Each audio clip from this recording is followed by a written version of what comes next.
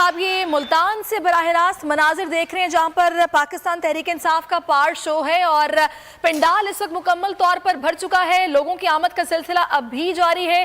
पाकिस्तान तहरीक इंसाफ की क़यादत इस वक्त स्टेज पर बराजुमान है और अभी हमने इससे पहले देखा कि यहाँ पर जरताज गुल ने खिताब किया और अब शेख रशीद यहाँ पर खिताब के लिए पहुंच चुके हैं।